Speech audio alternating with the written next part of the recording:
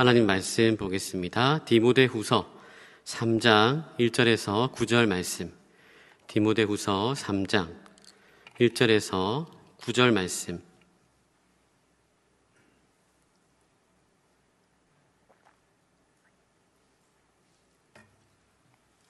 신약 345페이지. 다 찾으셨으면 한 절씩 교독하겠습니다. 너는 이것을 알라. 말세에 고통하는 때가 이르러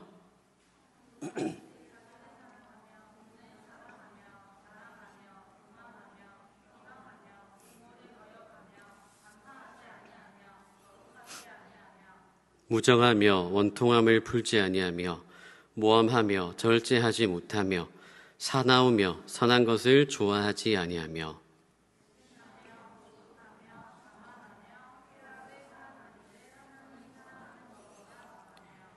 경건의 모양은 있으나 경건의 능력은 부인하니 이 같은 자들에게서 네가 돌아서라.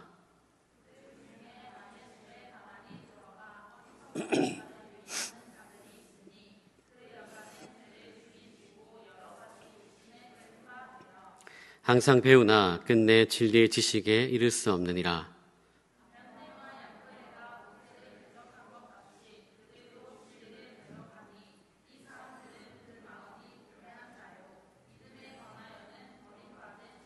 같이 읽겠습니다.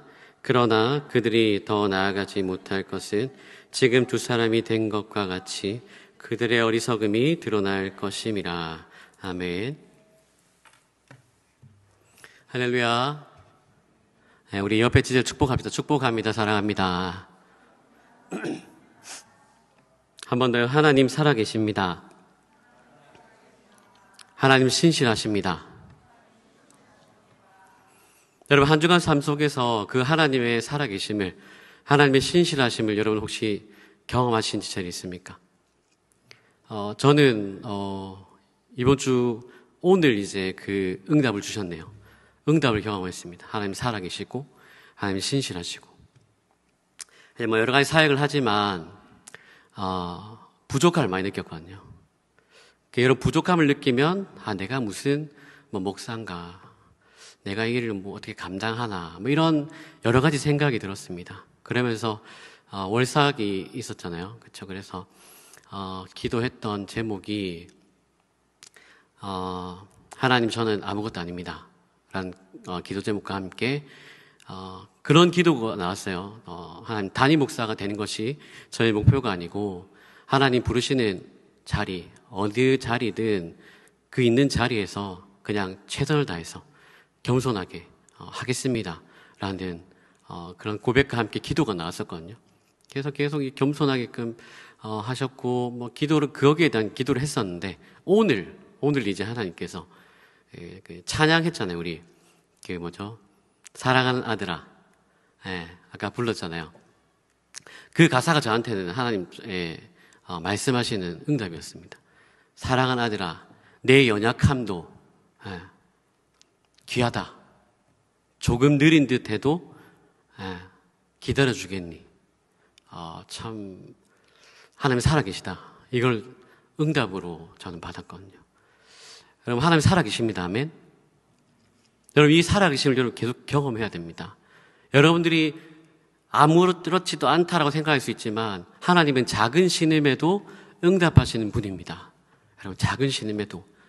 그래서 여러분 기도하십시오. 하나님께 마음을 들이시고 그렇게 기도하면 하나님께서 찬양을 통해서든 말씀을 통해서든 사람을 통해서든 환경을 통해서든 하나님은 반드시 우리의 기도에 신실하게 응답하시는 분이십니다. 아멘. 그 하나님을 믿으시길 축복합니다. 자, 오늘은 돌아섭시다라는 제목으로 말씀을 나누겠습니다. 끓는 물 속의 개구리 이야기를 여러분 들어보신 적 있습니까? 실험에 따르면 개구리를 끓는 물에 바로 넣으면 어떻게 될까요? 깜짝 놀라서 도망치게 되겠죠. 그러나 미지근한 물에 넣고 천천히 온도를 올리면 그 변화를 느끼지 못한 채 결국 개구리는 죽게 된다고 합니다. 여러분, 이 이야기는 단순한 동물 실험 이야기가 아니라 어쩌면 오늘 우리의 영적인 현실을 잘 보여준다고 할 수 있습니다. 처음에는 이러면 안 되는데 싶은 일들이 시간이 지나면서 점점 익숙해집니다. 익숙해져요. 죄에 대한 감각이 점점 무뎌집니다. 작은 것에 타협하고 그리고 거짓말하고 이런 무관심이 쌓이면서도 괜찮겠지. 왜? 다들 그렇게 하니까. 다들 기도 안 하고 다들 말씀 안 봐도 아무런 힘듦이 없으니까 라고 생각하면서, 그러면서 여러분 우리의 마음이 어떻게 돼요? 하나님으로부터 점점 멀어져 가죠. 예배보다 세상의 소리가 더 익숙해지고 기도하지 않아도 불편하지 않고 말씀보다 뉴스나 유튜브가 더 자극적으로 느껴질 때 우리는 이미 영적으로 끓는 물속에 있는 들어있는 개구리와 같다는 것입니다. 그 상태로 가만히 두면 어떻게 됩니까? 영적으로 죽게 되는 거죠. 여러분 지금 세상을 보십시오. 도덕과 가치가 무너지고 사람들은 점점 자기 중심적으로 변해가죠. 굉장히 이기적이죠. 뉴스를 보면 서로 비난하고 속이고 거짓으로 다투는 일들이 일상이 되고 있습니다. 이런 모습을 보면서 여러분 어떤 생각이 드십니까? 세상이 점점 악해져 가는구나. 말세의 때가 이르렀다. 주님 오실 때가 얼마 남지 않았다라는 생각이 들지 않습니까? 오늘 본문 디모데후서 3장 1절부터 이 9절의 말씀은 사도 바울이 로마 감옥에서 이제 죽음을 앞두고 영적인 아들 디모데에게 쓴 영적인 유언과도 같은 말씀입니다. 사도 바울은 디모데에게 이렇게 경고합니다. 디모데야, 앞으로 세상은 점점 더 힘들어질 것이다.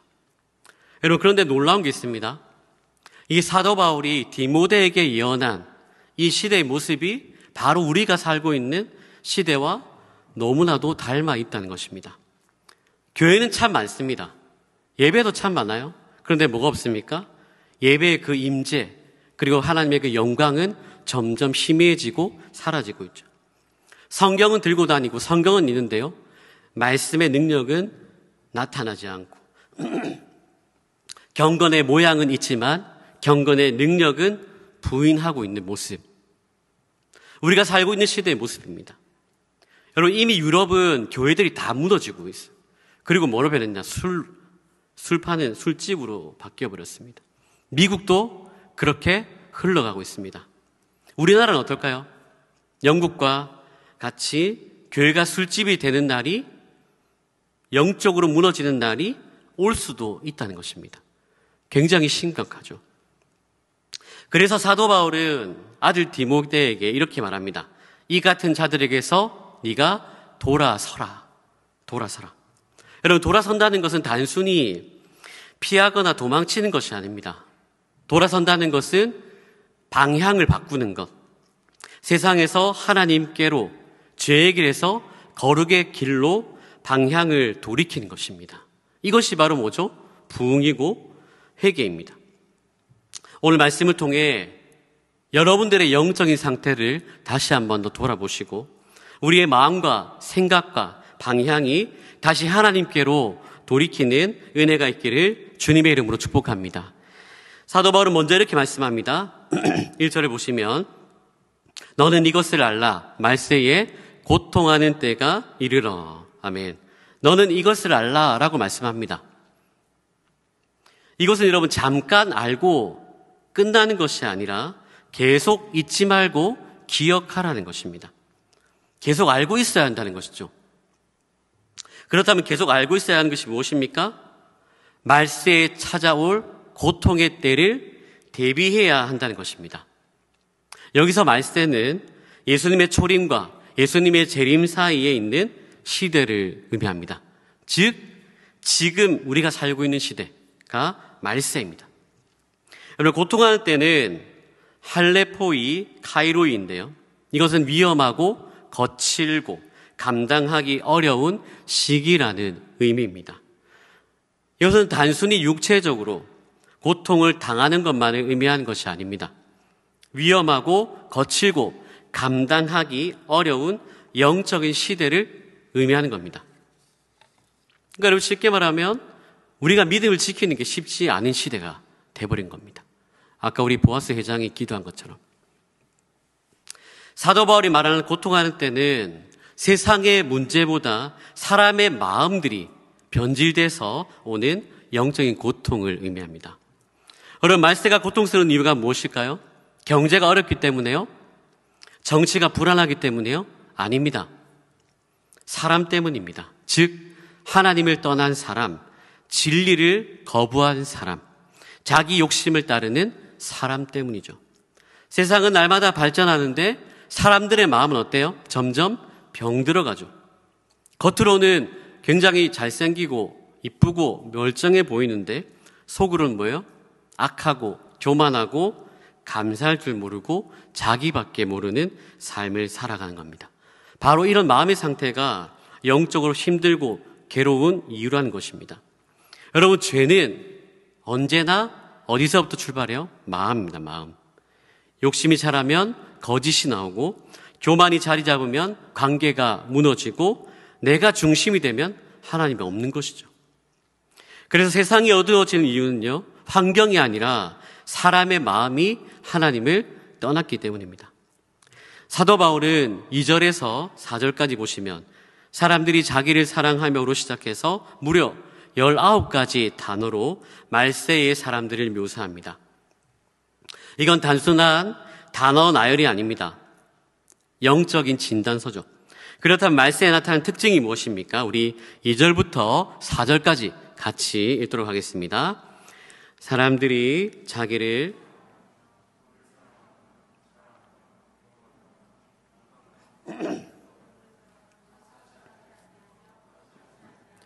무정하며 원통함을 풀지 아니하며 모함하며 절제하지 못하며 사나우며 선한 것을 좋아하지 아니하며 배신하며 조급하며 자만하며 쾌락을 사랑하기를 하나님 사랑하는 것보다 더하며.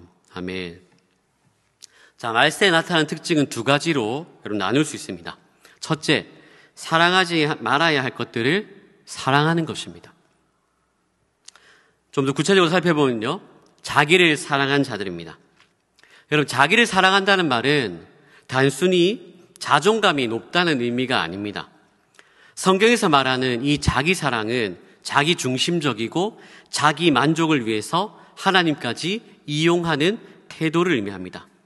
예배도 섬김도 신앙생활조차 내가 은혜 받기 위해서, 내가 기분 좋기 위해 하게 되는 것이죠. 여러분, 물론 은혜를 사모해야 됩니다. 근데 거기가 끝이에요. 예배드리고 아무런 섬김도 없어요. 나눔도 없어요. 그냥 예배드리고 곧장 가버린 거죠. SNS를 보면 여러분 자기 사랑이 넘치죠. 저는 인스타 하다가 지웠는데, 인스타나 페이스를 보시면 자신의 사진을 엄청 올린 사람들이 있습니다. 그렇죠? 그냥 올립니까, 여러분? 그냥 올리면 안 되죠. 뭐 하고 올려요? 뽀샵 엄청 해가지고, 이쁜 필터 해가지고, 그리고 감정을 꾸미고, 그래서 올립니다. 참 뭐 이쁘네 뭐 이렇게 볼 수 있지만, 자신감이 넘치는 것처럼 보이지만 그 속을 들여다보면요, 비교와 경쟁과 불안이 있습니다. 겉으로는 자신이 정말 사랑하는 것처럼 보이지만 사실은 사랑받지 못한 그 마음의 허무함이 드러나는 것이죠. 그래서 사람들은 하나님보다 SNS의 좋아요와 그 숫자에 더 신경을 쓰고 말씀보다 유명한 사람의 말에 귀를 기울입니다. 이것이 바로 요즘 시대 자기를 사랑하는 사람들의 모습입니다. 또한 돈을 사랑하는 자들이죠. 여러분, 우리가 오해하지 말아야 할 것이 있습니다. 돈 자체는 죄가 아닙니다. 돈 자체는 죄가 아니에요. 문제는 뭡니까? 돈을 사랑하는 것이 문제입니다. 돈을 사랑할 때 문제가 생겨요. 사랑한다는 건 지배를 당하는 겁니다. 사람들이 돈을 위해 일하는 것이 아니라 돈이 시키는 대로 움직이는 겁니다. 돈이 시키면 주일도 빠지고, 돈이 시키면 양심도 속이고. 여러분, 이번에 캄보디아 납치 사건이 계속 일어났습니다. 한국인 청년들이 진짜 많았죠. 무엇에 속았습니까? 단기간에 고수익을 올릴 수 있다라고 현혹한 것이죠. 그것에 넘어갔다가 납치되었습니다. 그럼 이런 말도 안 되는 유혹에 넘어간 것도 문제지만 이렇게 사기를 치는 사람들이 더 나쁘죠. 그 사람들 잡혔더라고요, 여러분. 사기쳐서 얼마 벌었냐? 194억 벌었습니다. 아무도 안 놀라네요. 여러분, 194억. 감사합니다. 리액션. 아, 진짜 여러분, 엄청난 돈이죠. 여러분, 돈을 사랑하게 되면 지배당할 수밖에 없습니다. 돈에 눈이 멀어서 사람을 때리고 심하면 뭐죠? 죽이기도 하죠. 여러분, 예수님은 돈에 대해서 이렇게 말씀하셨습니다. 마태복음 6장 24절 말씀 우리 같이 읽어볼까요? 한 사람이 두 주인을 섬기지 못할 것이니 혹 이를 미워하고 저를 사랑하거나 혹 이를 중히 여기고 저를 경히 여김이라. 너희가 하나님과 재물을 겸하여 섬기지 못하느니라. 아멘. 뭐라고 하십니까? 너희가 하나님과 재물을 겸하여 섬기지 못할 것이다. 여러분, 돈이 주인이 되면 하나님은 밀려나게 되어 있습니다. 돈과 하나님을 겸하여 섬길 수 있다 없다? 없습니다. 왜냐하면 돈을 사랑하는 것이 모든 악의 뿌리가 되기 때문입니다. 그러므로 여러분, 돈을 사랑하지 말고 하나님을 사랑하시길 축복합니다. 또한 자랑하며 교만한 자들입니다. 그들은 자기들의 능력을 자랑하며 교만하죠. 쾌락을 사랑하는 자들입니다. 4절에 보시면 쾌락을 사랑하기를 하나님 사랑하는 것보다 더하며. 아멘. 그들은 쾌락 사랑하기를 하나님보다 더 사랑한다는 것이죠. 쾌락을 위해서라면 무슨 짓이든 다 하는 것입니다. 그래서 생각보다 많은 청년들이 마약에, 게임에, 술에, 성에 손을 댑니다. 한 번, 두 번, 세 번, 네 번 하다가 결국 어떻게 되죠? 중독되고 말죠. 그래서 여러분, 인생을 망쳤다고 정말 후회된다라고 고백합니다. 그리고 여러분, 말세에 나타나는 특징 두 번째는요, 하나님이 미워하시는 것들만 행합니다. 부정적인 측면이죠. 부모를 거역합니다. 성경은 부모를 공경하고 부모를 잘 섬기라라고 말씀하죠. 하나님은 부모의 마음을 아프게 하는 자를 미워하십니다. 그리고 감사하지 않습니다. 그들은 감사할지 몰라요. 가지면 더 가지기를 원하고 비교하고 그래서 원망하고 불평하고 저주하며 살아갑니다. 또한 거룩하지 않습니다. 더럽고 추악한 것을 좋아하죠. 음란과 호색을 즐깁니다. 또한 무정하며 원통함을 풀지 않습니다. 그들은 정이 없습니다. 세속적인 유익을 위해서 참혹한 일을 많이 저지릅니다. 그리고 잔인합니다. 사람들에게 악랄하게 대합니다. 뿐만 아니라 자신에게 상처를 주고 해를 준 것을 절대로 풀려고 하지 않습니다. 온통함을 마음에 새기고 무자비하게 복수합니다. 또한 참수하며 절제하지 못하며 사납습니다. 참수하기를 좋아하죠. 남을 헐뜯고 비난합니다. 그리고 고자질하는 것을 좋아합니다. 무엇보다 남이 망하는 것을 좋아하고 수단과 방법을 가리지 않고 무너뜨리려고 합니다. 절제하지 못합니다. 음식을 절제하지 못하고 성욕을 절제하지 못하고 그 결과로 쾌락적이고 음란하며 폐역한 삶을 살게 됩니다. 권력과 명예욕을 절제하지 못하고 그래서 그들은 사납고요, 온유하거나 부드럽지 못하고 매섭습니다. 늘 투쟁적이고 전투적입니다. 평안과 화목과 부드러움이 없습니다. 또한 선한 것을 좋아하지 않습니다. 악한 일들을 도모하죠. 악한 일에는 늘 열심입니다. 그리고 조급합니다. 조급하며 기다리지를 못합니다. 참지를 못합니다. 여러분, 이것이 바로 말세의 사람들의 특징입니다. 자기를 사랑하고 돈을 사랑하고 쾌락을 사랑하고 결국 하나님보다 더 사랑하는 것이죠. 하나님 미워하시는 일들만 하는 것이죠. 그런데 여러분, 문제가 뭐냐? 이러한 모습들이 세상에서만 끝나는 것이 않는다는 것입니다. 교회 안에도 그리고 우리의 마음속에도 이런 모습이 있다는 것이죠. 그래서 사도 바울은 말합니다. 이 같은 자들에게서 네가 돌아서라. 여러분, 돌아서야 합니다. 방향을 바꿔야 돼요. 세상으로 향해 있던 우리의 마음을 하나님께로 돌이켜야 되죠. 그렇다면 이 시대 속에서, 악하고 음란한 이 시대 속에서 믿음을 지키며 하나님께로 돌아설 수 있는 방법이 무엇일까요? 거짓을 분별하고 진리로 돌아서야 합니다. 5절 보시면요, 경건의 모양은 있으나 경건의 능력은 부인하니. 아멘. 여러분, 거짓 선지자들의 특징이 무엇입니까? 경건의 모양은 있으나 경건의 능력은 부인하는 자들입니다. 여기서 경건의 모양은 우리가 예배드리고 봉사하고 섬기는 모든 신앙적인 행위를 의미합니다. 거짓 선지자들의 특징은 이런 행위는 있지만 내적인 성숙이나 인격의 변화나 성령의 열매가 전혀 없습니다. 영적인 변화와 성숙은 관심이 전혀 없고요, 모양만 갖추는 것입니다. 척하는 것이죠, 척. 겉은 아름답고 화려한데 그 속은 더러움으로 가득 차 있습니다. 기도하는 척, 믿음 좋은 척, 순종하는 척, 신앙생활 잘하는 척. 여러분, 이것은 껍데기 신앙입니다. 빛 좋은 게살구죠. 예수님에게는 전혀 관심이 없습니다. 예수님을 닮아가고 싶은 마음도 없습니다. 오히려 예수님을 이용하려고 합니다. 자신의 목적을 이루기 위해서 예수님을 이용하려고 하죠. 대표적인 인물들이 바리새인과 서기관들입니다.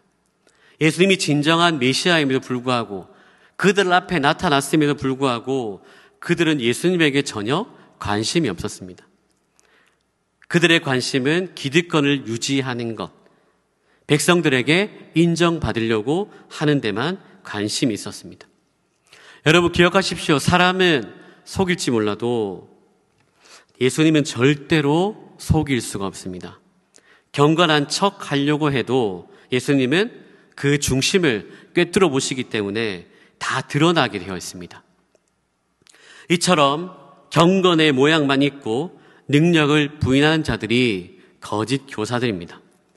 또한 사도 바울은 6절에서 거짓 교사들을 어리석은 여자를 유혹하여 사로잡는 자들이다라고 말씀합니다. 6절 보시면 그 여자는 죄를 중히 지고 여러 가지 욕심에 끌린 바 되어. 아멘.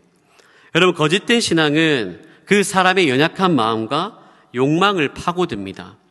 그들은 진리를 배우지만 결코 진리를 깨닫지 못합니다. 오늘도 마찬가지죠. 유튜브나 SNS에 기독교라는 이름을 걸고 사람들을 현혹하는 가짜 뉴스들이 진짜 많죠. 예수님 잘 믿으면 복 받는다, 성공한다, 잘 된다, 이렇게 설교합니다. 그러나 여러분, 그 중심을 살펴보면 하나님이 아닌 자기 만족과 욕심을 채우려는 신앙이 있는 것이죠. 이것은 다 가짜입니다. 가짜입니다. 여러분, 진짜 신앙은 뭐죠? 고난 속에서도 믿음을 붙드는 것, 고난 속에서도 하나님을 붙드는 것, 고난 속에서도 하나님이 나와 함께 하신다는 믿음 가지고 살아가는 것, 이것이 진짜 신앙입니다. 말씀 위에 서고 진리로 분별해야 되는 것이죠. 그러면서 사도 바울은 8절과 9절에서 모세를 대적했던 얀네와 얀브레를 예로 듭니다. 이 얀네와 얀브레는 출애굽기에서 모세를 대적했던 애굽의 마술사들로 추정할 수 있습니다. 이들도 모세처럼 신기한 이적을 행하며 사람들을 미혹했습니다. 이처럼 사도 바울 당시에도 영지주의 이단들이 득세하면서 예수 그리스도의 복음, 그 진리가 아니라 자신들의 비밀 교리를 믿어야 구원에 이를 수 있다라고 가르쳤습니다. 이런 자들은 어떤 자들입니까? 그 속에 마음이 부패하고 믿음에 관해서 버림받은 자들이죠. 오늘도 각종 이단들이 믿는 여러분들을 미혹합니다. 거짓 교리에 미혹되어서 그들의 가르침을 배우면 끝내 진리에 이를 수 없죠. 그들은 모세를 흉내내며 이적을 행했지만 결국 그들의 거짓이 드러나서 망하게 되었습니다. 진리를 대적하는 자들은 잠깐 잘 되는 것처럼 보이지만 결국 하나님 앞에서 드러나고 무너지는 것입니다. 여러분, 우리는 진리의 편에 서서 하나님의 말씀으로 무장하고 거짓된 세상에서 구별하며 살아가야 합니다. 여러분, 지금이야말로 은혜 받을 때입니다. 지금이야말로 말씀에 집중할 때입니다. 세상의 소리를 따라가고 듣는 것이 아니라 진리의 말씀에 귀를 기울여야 할 때입니다. 지금이야말로 경건의 모양이 아니라 경건의 능력이 회복될 때입니다. 그렇게 되면 우리의 삶이 다시 한 번 더 하나님이 기뻐하신 삶으로 나아갈 수 있는 거죠. 여러분, 하나님께 돌아선다는 것은 도망치는 것이 아닙니다. 아까도 말씀드렸지만 세상에서 하나님께로, 거짓에서 진리로, 자기 사랑에서 하나님의 사랑으로 방향을 바꾸는 것입니다. 오늘 이 시간 여러분들의 마음이 하나님께로 돌아서는 결단이 있기를 바랍니다. 돌아설 때 하나님은 다시 한번 여러분들을 새롭게 하실 겁니다. 말씀을 정리합니다. 여러분, 세상은 점점 어두워지고 사람들은 점점 자기 중심적으로 변해갑니다. 그러나 하나님께서는 여전히 돌아오는 사람, 회개하는 사람을 기다리고 계십니다. 성경에서 하나님의 역사는 언제나 돌아설 때 시작되었습니다. 요나의 설교 한마디에 니느웨 백성들이 돌아서고 회개했을 때 하나님은 그 니느웨를 살려주셨습니다. 당자가 아버지께 돌아섰을 때 잃어버렸던 아들이 다시 주님 품에 안겼습니다. 오늘 우리에게도 필요한 것, 바로 돌이키는 것입니다. 돌아서는 것입니다. 여러분, 혹시 지금 영적으로 미지근한 물속에 개구리처럼 익숙함 속에 잠들어 있지 않습니까? 다시 한번 깨어나십시오. 다시 한번 더 성령 충만하십시오. 하나님은 오늘 여러분을 향해 말씀하십니다. 돌아서라. 깨어나라. 일어나라. 여러분, 다시 한번 하나님께 돌아서면 하나님이 여러분들을 다시 세우십니다. 여러분들은 하나님을 포기할지 몰라도 하나님은 절대로 포기하지 않으십니다. 다시 말씀 자리로, 예배 자리로, 기도의 자리로 돌아오면 하나님은 여러분들을 통해 일하실 줄로 믿습니다. 그런 여러분들 되시길 주님의 이름으로 축복합니다.